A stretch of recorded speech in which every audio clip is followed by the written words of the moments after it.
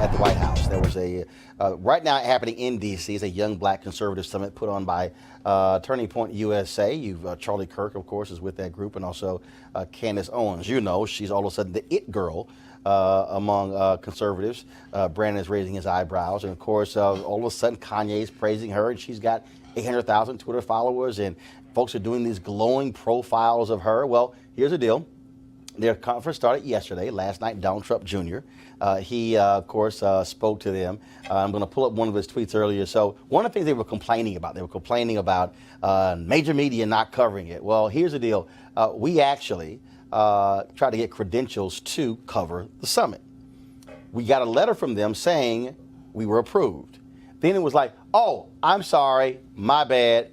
Y'all are not approved. Because the real deal is Candace Owens chose to block us.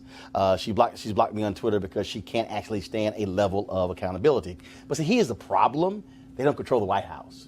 And I've been invited to numerous things at the White House. And so she was a little shocked when she saw me at the White House. But first off, they were in the East Room where Donald Trump spoke to them. Before him, Secretary Ben Carson spoke to them as well. And they claim it was about 400 people. I've been in the East Room, it's been packed. It wasn't 400 people. But again, this is some of what took place today. Let me mention something. Baltimore. Yeah. Most of those police officers are black. Most police officers, it's not always white folks. Oh, no, and I've said that on the show. It's about respecting authority. Because here's the piece. But it's not even disrespecting authority. For instance, I'll give you an example. There's a brother who was in Connecticut. The cop told him, he said, get on your knees. Dude, the video was stunning. Go look it up. In the hallway. No. This is the brother. This is the brother. This is him going down. Right. Okay. This is the cop. Kicks him straight in the head. That's an abuse of power. No, hold on. Knocks the brother out cold. Goes to trial. He's acquitted. Well, how do you balance that with a Michael Brown? Right. So is it about an Obama administration? Wait a minute. Is it about police? Is it about police or just white police? He asked the question. Yeah. What I've said, not just here, I've said on television, that it's not just a question of white cop versus black cop. It's also a question of blue. So, for instance, right. Imagine a gun, brother. There's a brother right now in Chicago. Okay, this is one of the most thuggish cops. He's black.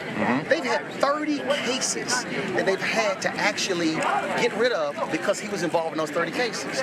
It's not the question. It's not everything is not always white, black. Right. It's also blue. So, for instance, I give a perfect example. The black cop who was killed in Baltimore. When the last time you known of a cop who got killed and they ain't arrested the person who did it? He was speaking. Roland, If you know who it is, then you're not going to be able to arrest him. If you don't know who it is, you're not going to be able to arrest him. No. I guarantee. So do they have the suspect? It was one of the cops who did it. Okay. You know why? Is that brother was testifying with the following week to the grand jury. Because, bro, you ain't never. this guy? Straight You ain't never known. I mean, but what happened? No, but who did it? One of the cops did. All right, y'all. That was a conversation that took place outside of the White House after Trump spoke. Here is Trump speaking to the young black conservatives. Thank you very much. What a group. We are grateful to Kanye West. How about Kanye? I don't know. And, you know, Kanye was very interesting because we get these poll numbers and a lot of them are fake polls. I call them fake polls. And one of the pollsters comes, Kanye leaves, and Kanye's really a great guy. He's a little different, do we say? He's a little different. But he's a smart guy and a good guy. And Kanye came up and he hugged me, and he's wearing the Make America Great Again cap, and he said, this cap, I feel like Superman. But he understands he's really something very, very special and interesting, and I see why people like him. But he came up, and a couple of days go by, and the pollsters come in. You know, you're falling asleep. They're giving you the same numbers that they've been for the... Sir, what's happened with the African-American community? I said, I don't know. Tell me, what's happening? I don't know. I wasn't thinking. They said, your numbers have gone up like 26 points, which is unheard of. And so I think Kanye, he may be the most powerful man in all of politics. All right, folks. So here's the deal, because this is very interesting. So let me tell y'all what happened. All right. So before Trump comes in and speaks, and so we're in the back of the East Room. All the media's back there, and so a couple of cats walk up to me, Mr. Martin, good to see you. How you doing? And so we're just taking pictures or whatever. And so then like a couple of others come. So there's this one young brother. I don't know where he was from, and so he's decked out in all kind of Trump stuff. And so he's just like ranting and raving, and just getting just real loud and crazy. And so he's like, well, you know, how dare you support Planned Parenthood, aborting kids? He's going on and on and on. He says, government money has been used to abort kids. I said, brother, you know there's a thing called the Hyde Amendment, which prohibits the use of federal funds for abortions. No, I never heard of the Hyde Amendment. I said, look, they said, do me a favor. I said, if you're going to come in the White House and start spouting stuff, I said, can you please at least go read before you start talking? Or at least attempt to Google it right now. So then all of a sudden, several other brothers start coming over, and so they're talking. And so then we're engaged back and forth, and like in other media, all of a sudden are turning cameras on. Like, what the hell's going on? Because like literally it's me, and it's about 5 or 6 or 7 people, and I'm just sitting there kind of like, okay, take on you, then you, then you, then you. I'm like, ain't the first time that's happened. But and so the same thing happened outside. Here's the problem I have. First of all, we've had black conservatives for decades. This ain't new. We've had young black conservatives for a long time. This isn't new. The problem that I have is most of them don't know a damn thing about the history of black Republicans. They were spouting stuff, and I'm going, you don't even know who Arthur Fletcher is. You don't even know who any of these folks are. And I'm literally just standing there looking at them going, can y'all please go read a book before you start spouting stuff? Brandon, you saw one of the live streams one of the cats had.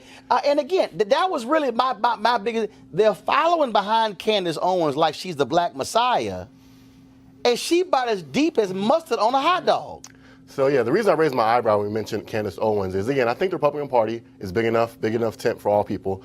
I have different tactics than Candace Owens, so I don't necessarily think I'm in the same part of the wing as hers. But it's interesting that she's risen so fast, so quickly, when literally in 2016, she was running a website attacking against Trump. She was an anti-Trumper during the election, and now she's in the White House leading, and as you mentioned, some people are saying she's leading the black conservative movement. I don't necessarily think that, but she's a factor of it. She's have a diverse following. Again, I'm open to it. It's not my tactics, but I think she's reaching an audience of people who may not be reached by my tactics, so I'm all for it. They're having a conversation. Here's the thing, Shannon. I tweeted this. As a matter of fact, I sent them an email. I said, guys, you could try to deny us credentials. I said, I've interviewed nearly every major black conservative in the last 25 years. I know brothers and sisters who are at the table, who are involved in public policy, who are engaged in things on the ground in states all across the country. I said, y'all are following behind a YouTuber. Yeah. So here's the thing. There are folks that get involved and try to rise for whatever their own personal gain is, and there are folks that get involved because they actually want to see a change and a difference in their communities. And there is a difference in the strategies and tactics depending on what your end goal is. My end goal is my community. For some other folks, their end goal is their community. For some, it's not. And it's kind of obvious when it is and when it isn't. See, I think, because one of the things that was interesting, a bunch of them were saying, this is the most black folks ever been in the White House. I'm like, this happened about 10 times a year under Obama. I just want to let y'all know.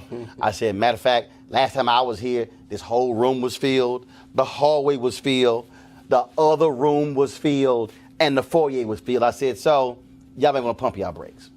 Well, the second thing that was very interesting is that, like one brother came up to me, he said, you know, I'm upset because you attacked Kanye last week. I said, I didn't attack Kanye. I said, I deconstructed Kanye. He was offended that I fact-checked Kanye. And I said, brother, this is the problem that y'all have. I said, you don't want to be critiqued. You think that if Candace says something or Kanye West says something, and then I then critique it with facts, you call it an attack.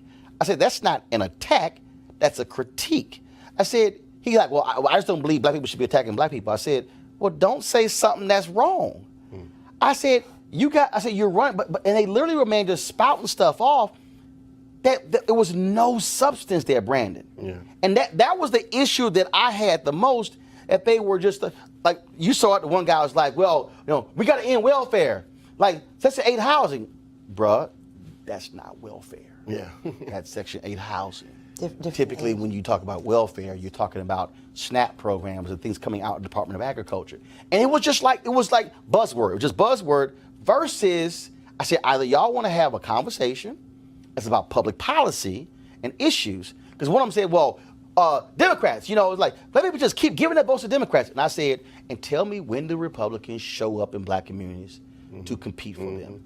And they could not articulate when it happens. So on 2 points, just on that first point about black conservatives showing up in the communities, tomorrow the Black Conservative Federation is hosting a National Day of Action, Deontay Johnson. They're going out across the country to do exactly what you're talking about, not just the show. Where y'all going? They're going in Georgia, Florida, Prince George's County, Chicago, all the places like that. But what are they doing? You said they're doing, what are they doing? Again, I was just on to your point. I wasn't the main No, I'm point. asking, what are they doing? Going out, canvassing, getting the message out, talking to voters. Either way they do that. Again, it's just to your anecdote about that part.